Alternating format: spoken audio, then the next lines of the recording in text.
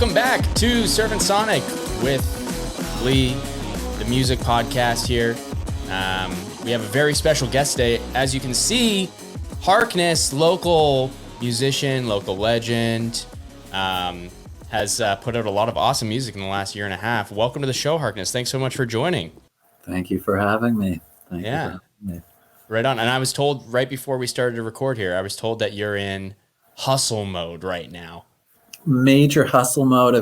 I'm leaving a week today to go to the UK to play 3 shows, crazy shows. One is an intimate small one for some friends because I spent a bunch of time in the UK playing music and playing clubs. So I have some old friends there. It's a reunion thing. I haven't been back there for over a decade. And so I'm going to do a small show. And then I'm opening for somebody in Camden. There's 300 tickets sold already. And I don't know whether any more will be. So that's a bigger deal. And then I'm doing a university performance, which is, they're calling a master class. So I'm going to go there, do my show for students, talk to them, Q&A, tell them how I do what I do in the modern music business and chat to the students. So it's a huge trip. Plus, we're going to be all over the UK filming. Do you know there's a documentary film being made on Harkness? Yeah. I guess we can get into that later, but it's a major trip that's coming up in a week. Nice. That's so awesome. So what are some of the, highlights for you that you're looking forward to for the trip? I mean, this student one sounds awesome with the school, but is there anything in terms of tour dates or tour locations that you're really psyched for? Well, it's interesting because the first show I'm doing, the intimate one, via Instagram, I've been able to connect with musicians all over the world. I've got guys from Brazil, like just the most incredibly fucking cool people. And we exchange music and all sorts of good vibes. So when I put together the show in the UK, I reached out to a handful of UK guys that I knew. Hey, do you want to play on the bill? So I'm going to finally meet these other musicians and play a show together. So that's a huge highlight. And then the university one is something that kind of gets my butterflies going. Like I'll do the best I can and kick some student ass, and hopefully they'll get something out of the Harkness experience. And I think they really will too. I'm kind of playing it down, but I think that I've been through the mill. I've been creative my whole life. I've jumped through a bunch of hoops of fire, and I'm remaining standing. And I think that's what students need to know, is that just fucking stick to your guns and ride the fucking wave, create the wave that you want to ride, and don't let anybody stop you. Yeah, I mean, you've already touched on so many things that I'm hoping to speak on today. Like your artistic approach, your experience, like the why now of releasing some of your music, this kind of story of Harkness and where you're at now and where you started is, from what I've read online and what I've seen in other interviews, it seems really interesting. It seems like there's a lot to it. So hoping to chat a little bit more about that. But before we get too wild into anything, I want to start off with a song right away so people know what we're dealing with, because this guy has some absolute bangers. Cool. The most recent release that you have is EP called Come and Get It. You released it on September 30th. Do you have 2-3 sentences on anything about Come and Get It that the listener should know about before we play the song that we have lined up right now? Is it Come and Get It, the song that you're about to play? We're going to actually play Kisses We Invent. Oh, interesting. Yeah. Okay. We go off singles on this show. Okay. All right. That's cool. I mean, that whole, the next album is going to be like a Harkness jukebox compared to some heavier listening that I've done in the past. A lot of fast and furious tunes. Kisses We Invent is a perfect example, a 2-minute, what just hit me kind of thing. I want people to go, I got to play that again immediately after they hear Little Whirlwind. So yeah, fast and furious, tons of energy, tons of color, tons of spirit. That's what we're looking for, the whole album. Awesome. Well, let's get right to it then. Kisses We Invent off of Harkness's most recent release, which is the Come and Get It EP, and we'll be back in a second with more Harkness after this.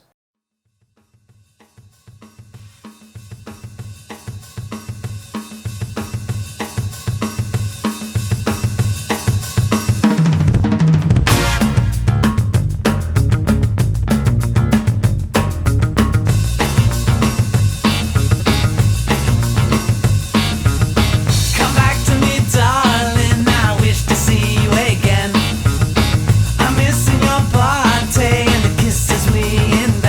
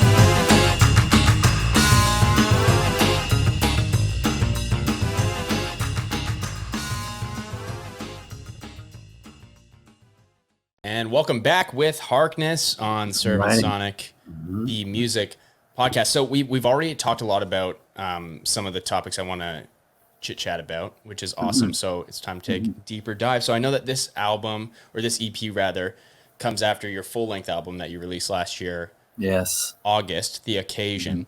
So sonically, what did you do different on Come and Get It that you didn't have a chance to do on The Occasion? And where does that, I think you kind of chatted a little bit already about where it's going next, but how is that the next logical step for Harkness?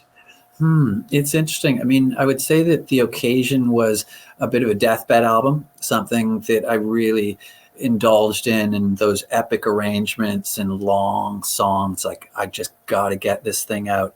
But I've written so much through the years, and I love an album like Revolver and all those, just banging them off those tunes. So I've always dreamt of this kind of, the Occasion was a major dream, and this is a dream too, to just have like a killer set of 12 quick tunes that are just like, wow. So it's just checking off things that I've had in mind. There's much more. I've got a bunch of albums written already in different zones. For example, Blood on the Tracks and Beck's Sea Change and that. So I've got a Harkness version of all the ballads and breakups and epic sweeping stuff. I can't wait. That's an album called Get Back to the Get-Go. So that's years. It won't be out for a little while because I got kind of stuff. But Chow to the Beauty is a lighter ride, maybe to even give the listeners a little breath before the next album, which is going to be Bulldozer, which is going to be another heavy one.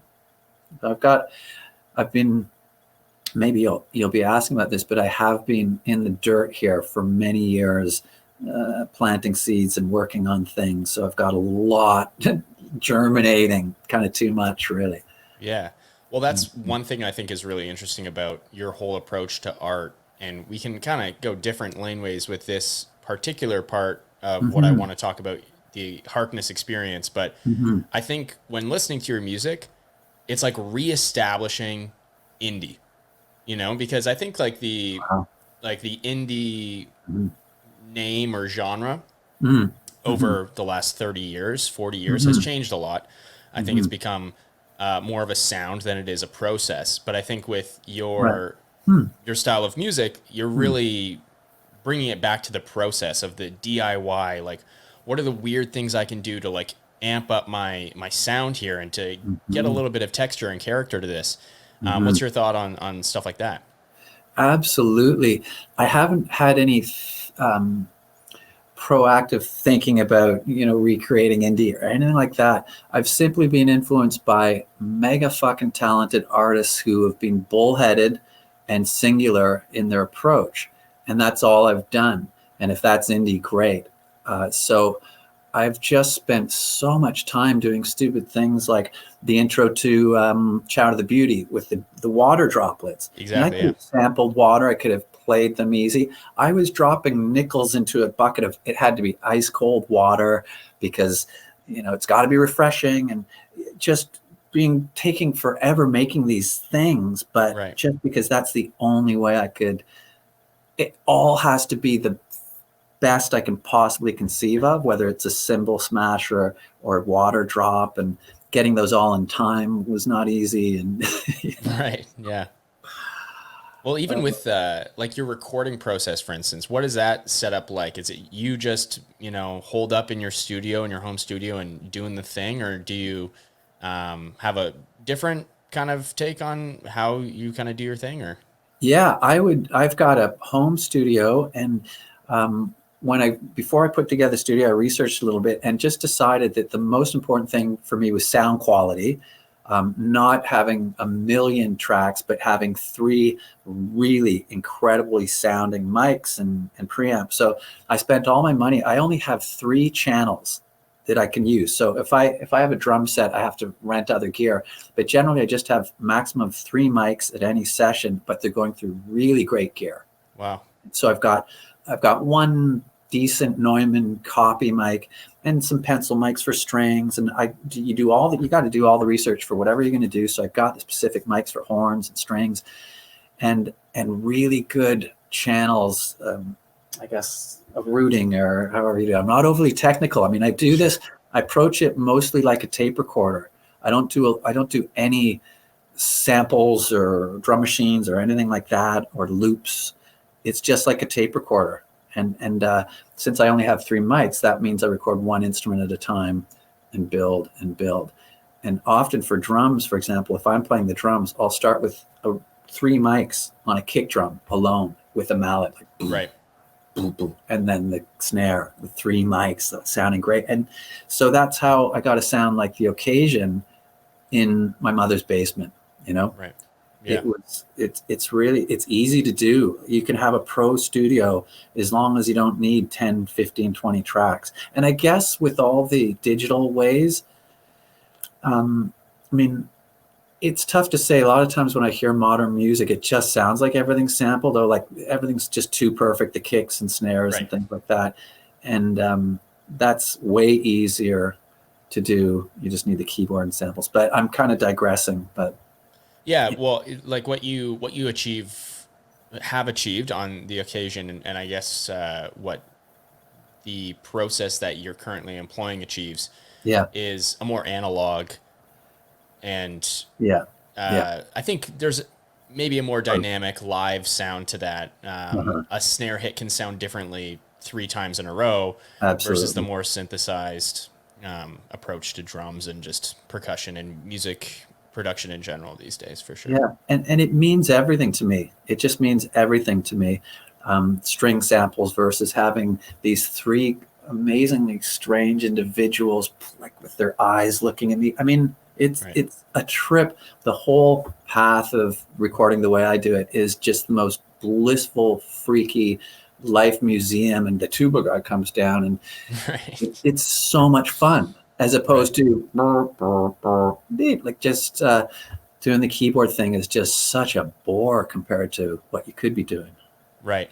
And I've heard you talk about, or maybe it was someone interviewing talked about. I can't remember, but the language came up. Mad scientist in your laboratory, right? In an interview before.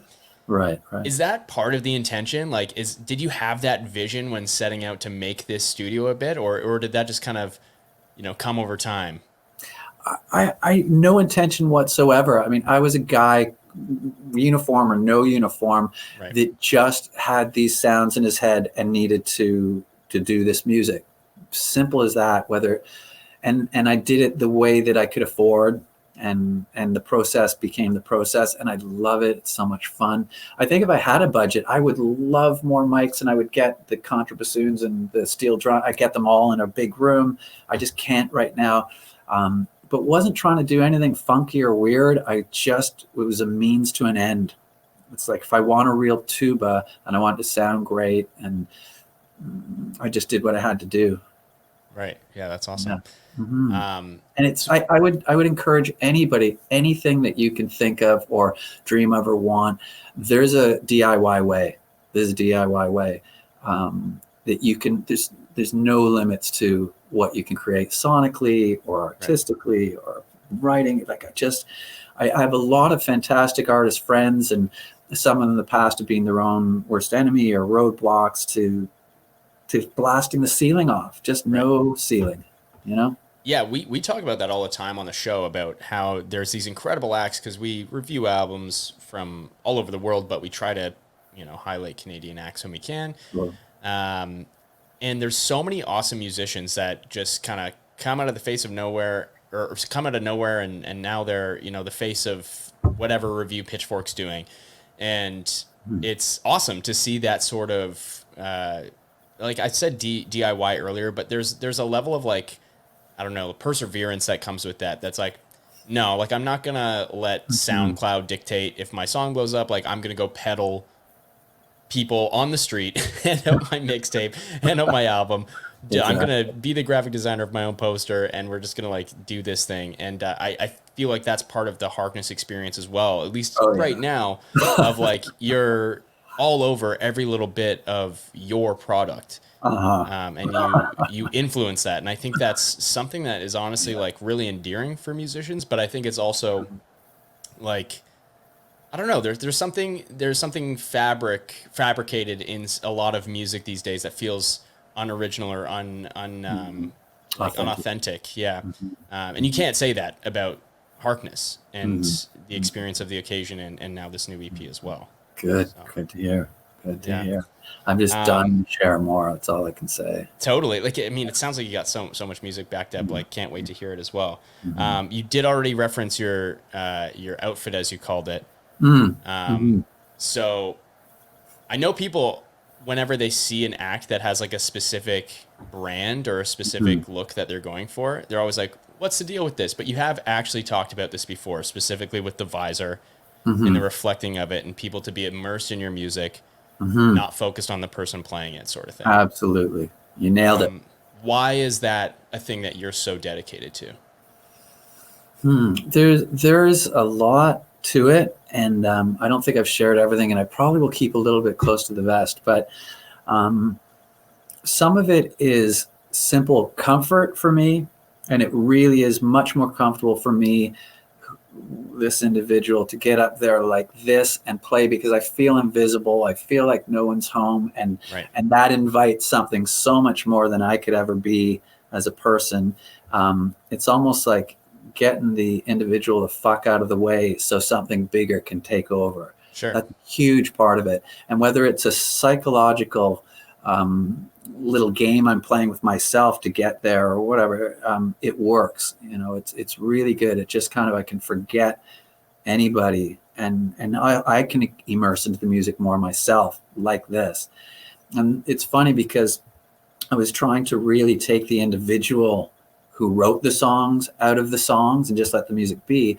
But I know, and by dressing like this, but I also know that by dressing like this, it kind of could put an individual or a brand up there. And I'm not trying to be a freak or anything. I'm just trying to hide or Sure. disappear. And it's hard, but I guess I realized too that it has separated me as well, and it has worked in so many great ways. And Right. watch the space. Maybe I'll be changing it and different things like Right. Alabo. Evolve. Yeah. Yes, absolutely. There'll be Yeah. evolution. I like that idea though of like how that's a piece of the art, a piece of the experience of, Mm-hmm. you're taking the individual out of the art. I like how you said that, and I think that Mm-hmm. Mm-hmm. that's an interesting ripple Mm-hmm. to watching you perform, or Mm-hmm. even like your music videos that you have. Mm-hmm. Do you think that, like, where how much? I guess the question is, how much do you think about those other pieces of the product that you're putting out? Because obviously the musical part, you have that down, Yeah. but the Yeah. other pieces of that, how does that fit into what your vision is for Harkness? Well, it's interesting because I think I've gone almost full circle. So when I was alone in the studio, dressed in my pajamas or whatever, making this music and making the occasion and even Child of the Beauty, it's my favorite place, and it's just unbelievably focused. It's exactly where I want to be. It's exactly where I feel I should be, and all that stuff.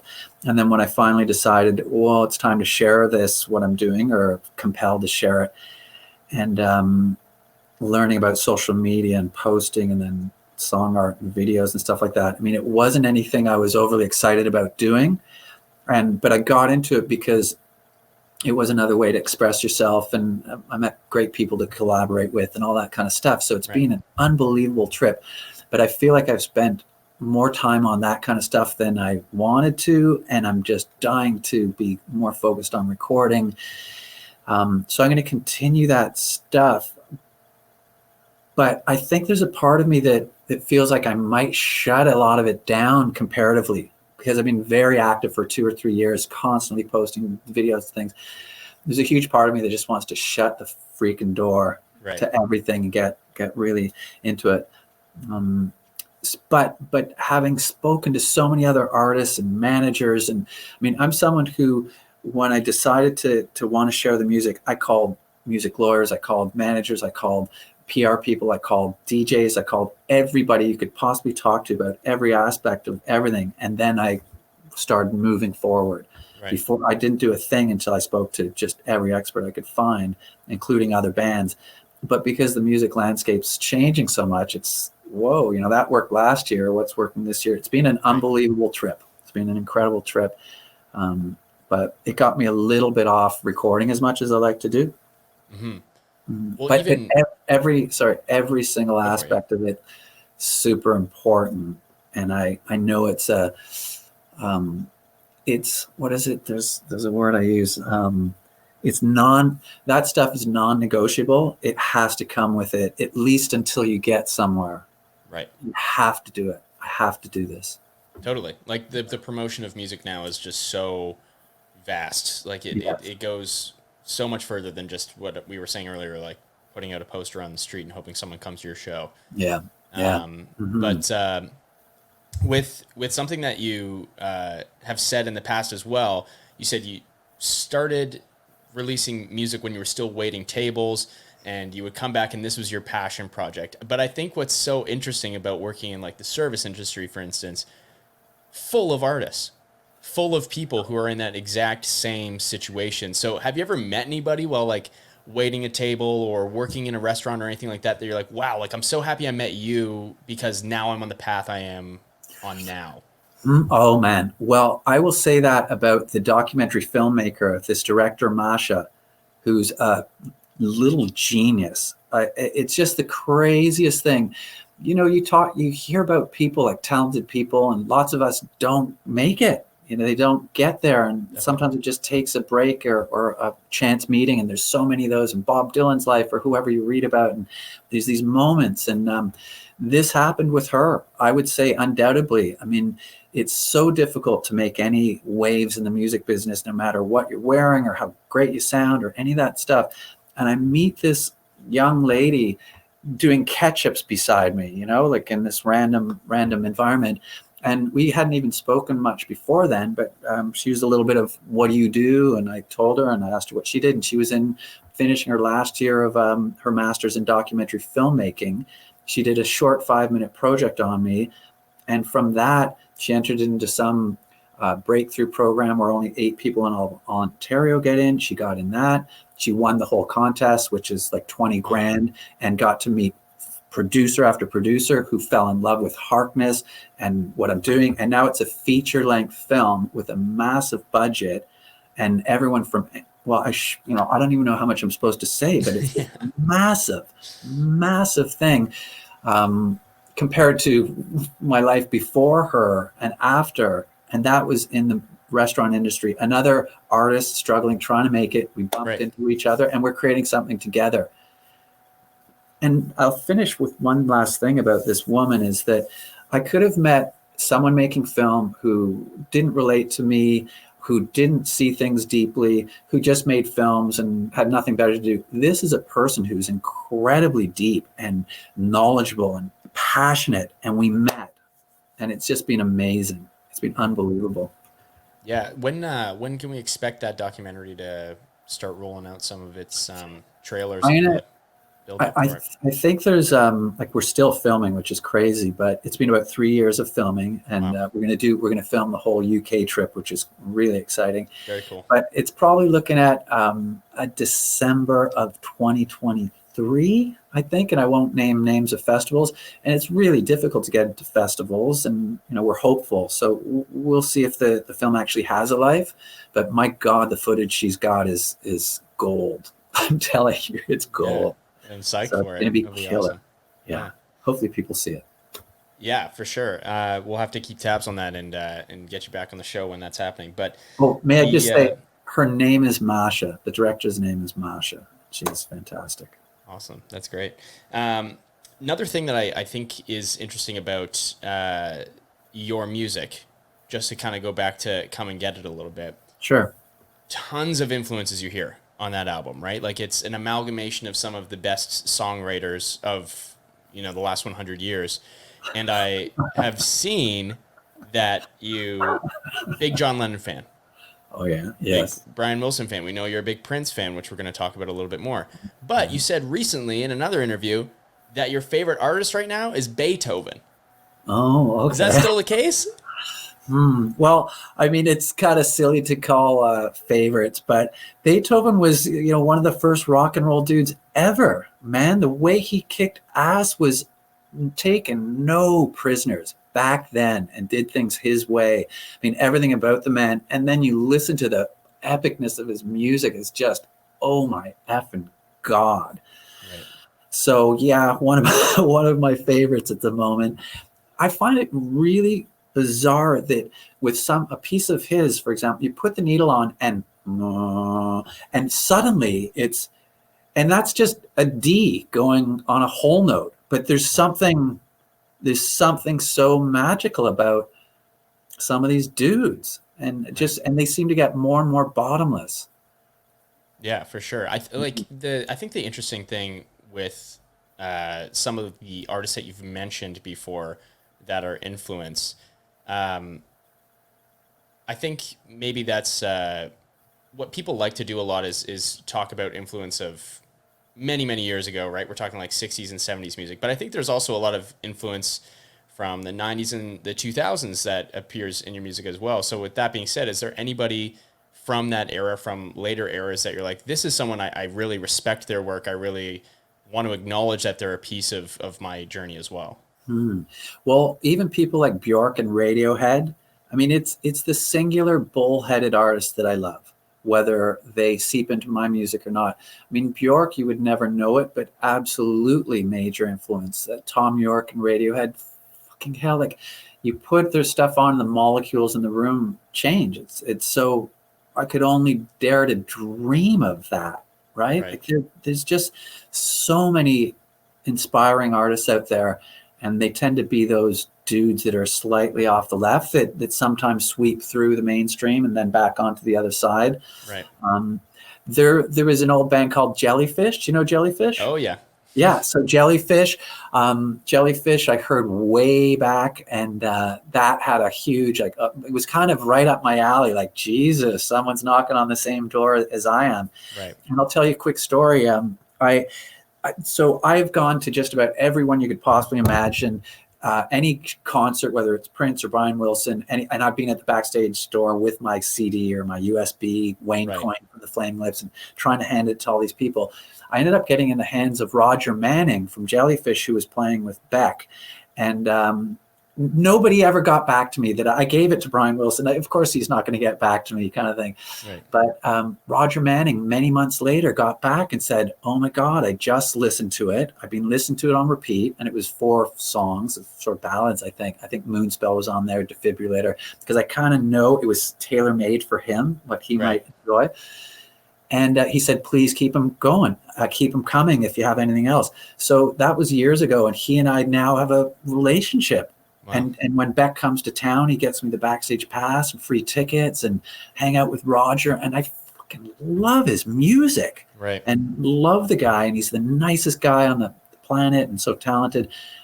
So but that's another thing. Like, hey, you artists, like, get your ass off the couch, get out there and do everything you possibly can. And then shit happens. Totally.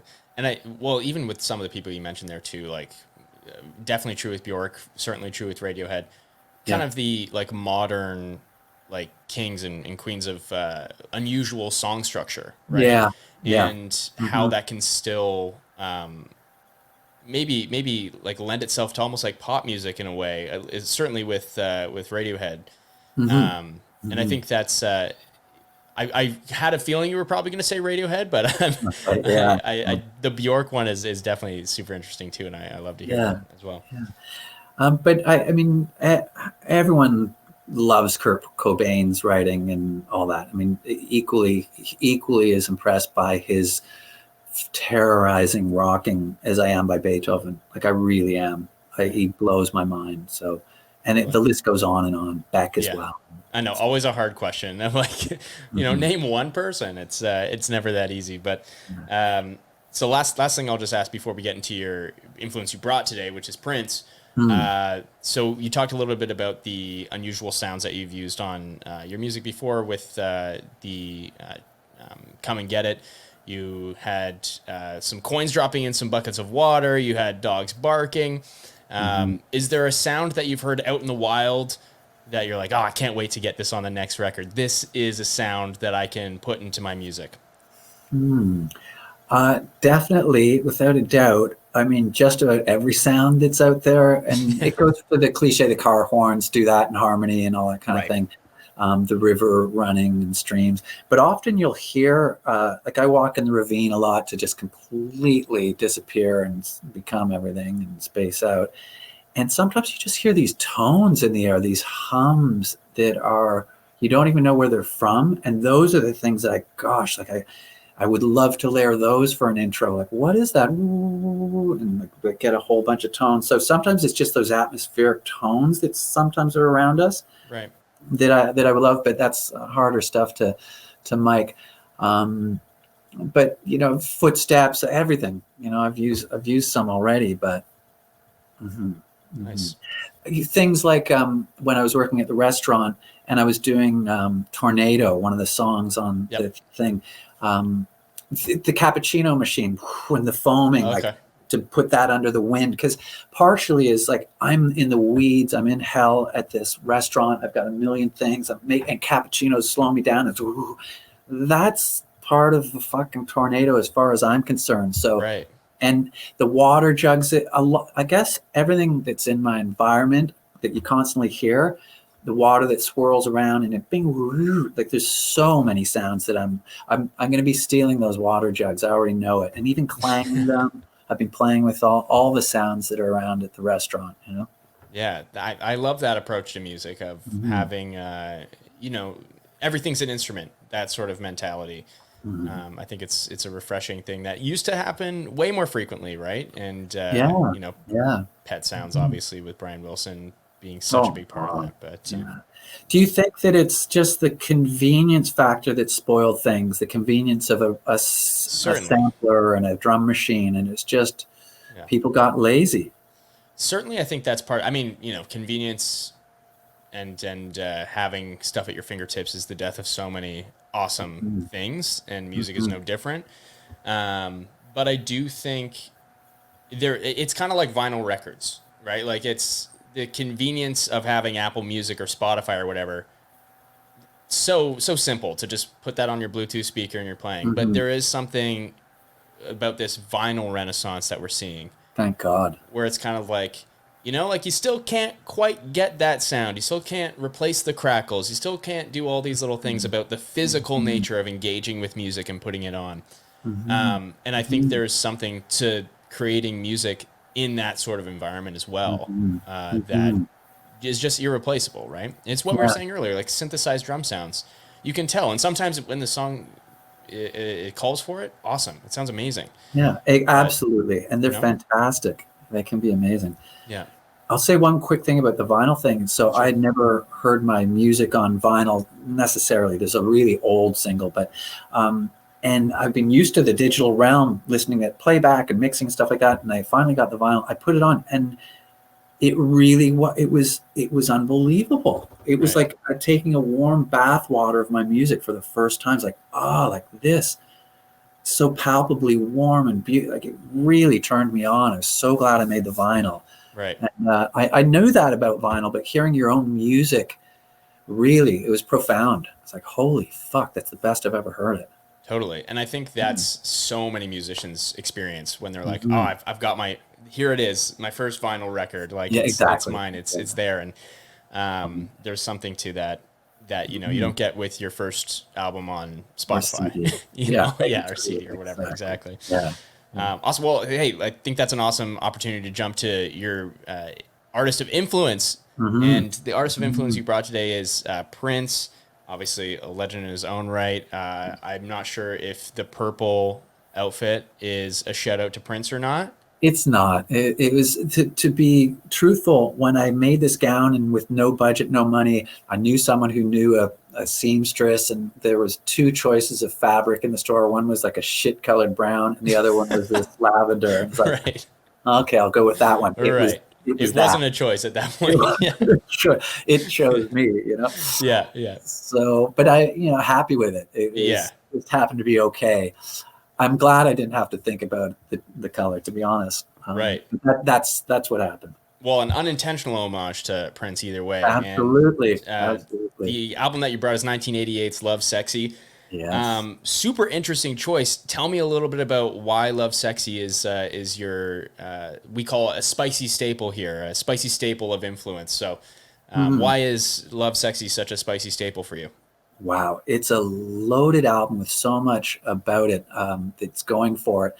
I think partially is the undercurrent of all the songs and how much they're woven together with this same fucking bombastic, passionate love. Like it feels, um, gosh, I don't mean to just be cliche and throw that word around, but I get the feeling that this was a real passion play for Prince. I think that everything he did was, but some of it you can feel, oh, he's throwing singles and Diamonds and Pearls is a little bit more, Right. it sounds like he's almost conscious of PR and things like this. This sounds like a guy going in a hole and saying, I have to make this album or I'll die.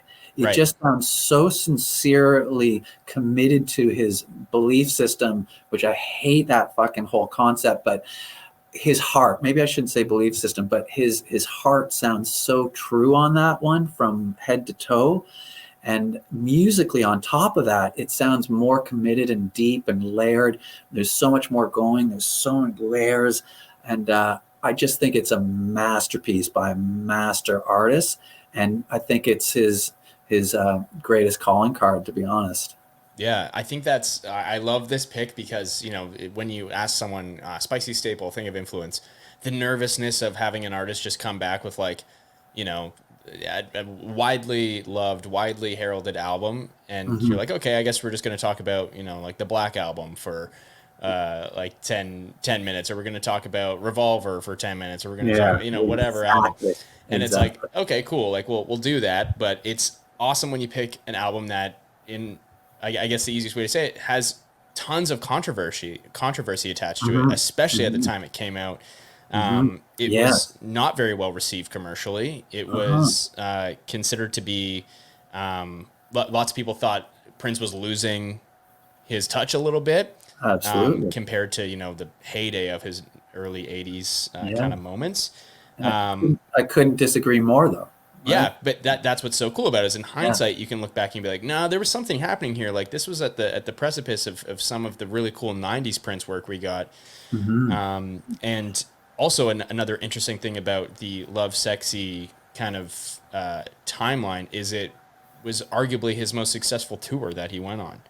Had Mm-hmm. some of his coolest videos that are still circulating on YouTube that people love to still watch to this day. So I think it's Hmm. such an interesting album that you chose. Hmm. Is there a song or a couple of songs that really stand out to you that make this such a significant album for you? Yeah, there are several, and one more way to put it too is I think it was Prince at the peak of his powers, passion wise, writing wise, everything about it sounds like a guy at his peak to me. Right. Just so strong. But gosh, Anastasia, which is that very one of the loneliest place on earth kind of things that just flowers by the end Right. into the most warm universe possible, from the tiniest to the biggest. Like it's an incredible arrangement. Right. Always blows my mind, and the subtlety and the things he's weaving through. It's just jaw dropping. There's that tune "Love Sexy" itself. Yep. It's just the vibe is so good. I mean, you can't not walk and feel something that's put wind behind you when you're listening to that kind of power coming from him. Right. That Glam Slam tune. I don't know if you're aware of the album. Yeah. Yep. Glam Slam tune is kind of a little nuttier song until the outro. He just goes into the harmony and the choices of power again that to me are just unlocking these other places as opposed to some of his singles. Yeah. It just sounded like he wanted to go further and say more. And Glam Slam outro is another case of that where it's like, oh my God, I'm resonating with this twisted thing that wants to burst out of a cocoon, even with these minor notes and just teeth and love. Right. So Glam Slam, I love always the whole album. I really really enjoy. Totally. Um, yeah, I Alphabet Street being a single, they're Yes, all, I was they're just all about to say Glam Slam coming right after Alphabet Street. Genius. Such a great layout, such a great structure of that album. How he put it together that way. absolutely, absolutely. Yeah, it's a killer album. Totally. One thing I completely forgot about as well when talking about controversy with the album cover at the time was shunned by like tons of different music Yeah. stores because Prince is on the front of it completely nude, which, you know, in hindsight now in 2022 is hilarious because And, it's, yeah. Yeah. yeah, at Right. 50% of every album cover is someone nude. So, but at the time, such a big deal. And they used to wrap it in black cloth so you couldn't see the album cover, which is funny because then he later released an album called the Black Album, Exactly. Yeah. which I'm not True. sure if there was a relationship with that or if that was inspired by that. But I'm not sure. I'll give you a little bit of insight for sure, and this is a well-known fact among Prince fans, I think, is that he had recorded the Black Album first, Oh, really? and yeah, he recorded the Black Album, and apparently had some. He was about to. It was already pressed up. It was already shipped, and it was just about to drop. Days before it dropped, he called the record company and said, "I don't want it out. There's something evil on it. Something evil going on Oh, there. I don't feel good about it. I'm doing something else." And he did a sharp turn. Apparently, he had an epiphany and all sorts of things in his life at that moment. And he said, "The album I got to make is Love Sexy. Pull the Black Album." wild. He said, "I have to make this album." And he made the Love Sexy. And of course, like you said, it was kind of shunned by critics and people hid it behind the counter and, yeah, we have it, but you can't see it, kind of thing. Right. And once he did that, a little while later, he relaxed and said, "Okay, I've said what I really need to say. Now I can put out anything." Right. Yeah. And I guess Black Album came out in the 90s at some point. I can't remember when, Yeah, but quite a bit later. yeah. Mhm. Very cool. Well, such a cool album to bring. I Cool. guess for to kind of wrap up where we've come now is what's next for Harkness. What is your vision? It can be, you know, 6 months from now when this tour is over. It can be Hmm. 6 years from now, 60 years from now. It doesn't matter. What is the vision that you have for Harkness? Gosh. Well, I'd like to be 10 years from now, even looking back at just an incredible discography, whether it's 5 or 6 albums, and, and like really bulletproof, solid head to toe stuff.